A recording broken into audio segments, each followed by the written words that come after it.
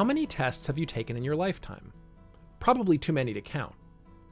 Think about what those tests say about you and your professional talents. If you're like most people, you're capable of so much more than your test results might suggest. This couldn't be more true for students. Traditional paper-pencil tests don't successfully assess their abilities. In fact, a repetitive cycle of traditional testing can actually be detrimental in the long term. Traditional tests often remind students what they can't do, rather than assess them on what they can. This negative reinforcement destroys motivation and self-confidence, and ultimately leaves many of their strengths and abilities unrecognized. Meanwhile, traditional tests don't address employment potential, which is one of the primary goals for transitioning into adulthood. To uncover their strengths, students need a different kind of assessment. They need a setting where they can discover and build upon their true potential.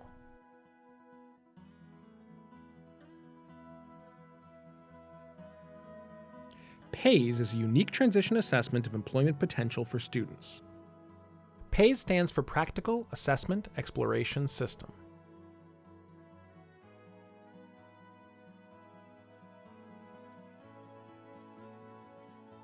Using a simulated work environment, the PAES Lab builds for each student a data-driven analysis of their interests, strengths, and skills for employment.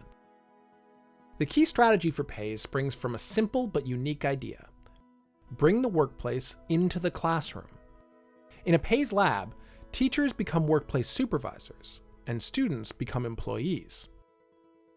How better to determine a student's employment potential than to simulate jobs they might actually have in the future?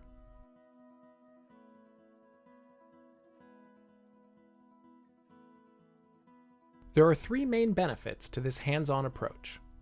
First, it allows students to demonstrate abilities that would otherwise go unnoticed on paper-pencil question-answer surveys. Traditional tests, which are often challenging for students with special needs, are not part of the PAES assessment process. Second, students don't experience typical test-taking anxiety because they're not aware they're being assessed. Assessment in the PAES lab is indistinguishable from the daily instruction students receive. Finally, the PAES simulated workplace setting helps students develop workplace independence, which is considered by both employers and special educators to be the most important factor in doing well on a job. The goal in a PAES assessment is to encourage students to show what they can do on their own with as little help as possible, only asking for or receiving assistance if necessary. This approach creates a more accurate, more customized picture of a student's potential while inspiring them to achieve more.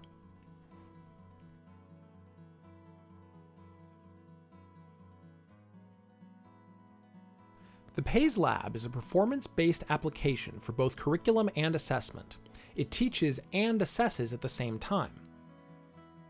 Unlike other assessments, the PAES program is not a repeated sequence of instruction and then evaluation. Evaluation and instruction build off of each other throughout the PAES period, or shift, and over the course of the semester. This customized evaluation model yields precise data that students and their IEP teams can use to craft appropriate post-high school transition goals and objectives.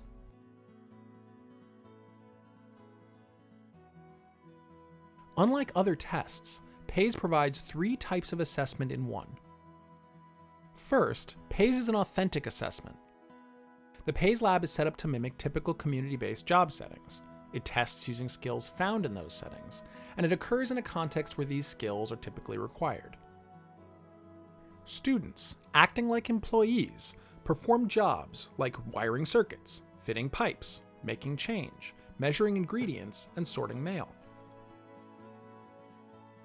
Second, PAES is an embedded assessment, where assessment and instruction are indistinguishable, allowing the assessment to occur unobtrusively. When students are not aware that they're being assessed, they can focus entirely on the job in front of them and more fully show the supervisor what they're really capable of. Third, PAES is a formative assessment. It allows supervisors to interact with PAES employees, identify immediate instructional needs, and adjust instruction accordingly. The PAES assessment adapts to the needs of the employee, making it ideal for students with special needs. For instance, PAES allows for accommodations and modifications, and tracks them in the final report. Meanwhile, for employees with significant needs who are not yet candidates for competitive employment, the system provides alternative assessment methods that help inform placements in supported employment. In the PAES lab, if an employee cannot perform an entire job independently, supervisors can either provide increased level of assistance or break the job down into subtasks to determine which parts of the job the employee can do.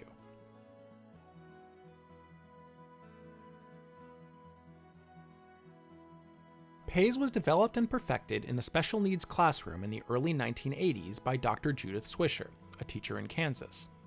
Initially, she was just trying to keep her students engaged, but the results quickly opened up a whole new way of looking at job placement. I had 5 classes of students who didn't want to be in school. They could behave, they just didn't want to behave. And I knew that if they could get their hands on real things that they see people do out in the community that they don't really have a chance to do, that would affect how they behaved in the room, and that's what I was after. Over the next decade, Dr. Swisher perfected the PAES program in her classroom. Finally, she formalized it into a curriculum that could be shared with other districts. PAES grew rapidly. Soon, orders for the PAES lab assessment began to grow beyond what Dr. Swisher and her daughter could put together in the basement of their home. That's how Talent Assessment, Inc. became the licensed publisher and distributor of PAES.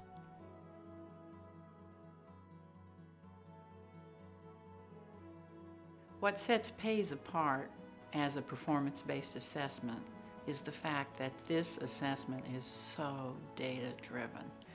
In one semester, a student can have as many as 1,500 data points. In a peer-reviewed validity study published in the Education Measurement Journal, PAES scores were compared with the scores of 2 traditional paper-pencil aptitude tests. PAES outperformed them both. PAES scores were proven to be a significantly better predictor of employment potential 3 to 5 years after the assessment. Another study revealed that PAES teachers find the PAES assessment to be significantly more useful than achievement tests and employability inventories for making 9 types of transition-related decisions. This study also found that the more familiar teachers are with PAES, the more useful they find it to be.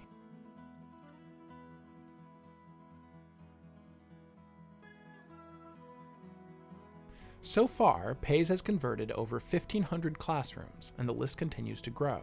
It's designed to work with contemporary special needs education requirements. It augments students' individualized education programs, IEPs, and it provides a comprehensive profile of the functional employability skill information needed for the IDEA mandated summary of performance.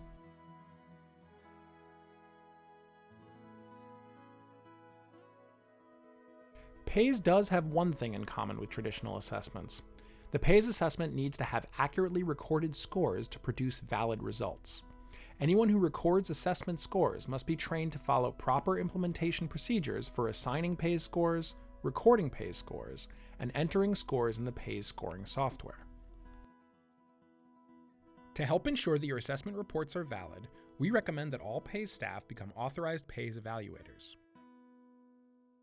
Training can generally be completed in 2 on-site training days or at your own pace using the training videos. The authorization process involves a brief set of review questions at the end of each training video and an online test covering the PAES program. For more, visit www.talentassessment.com/rfq.cfm and look for PAES on social media.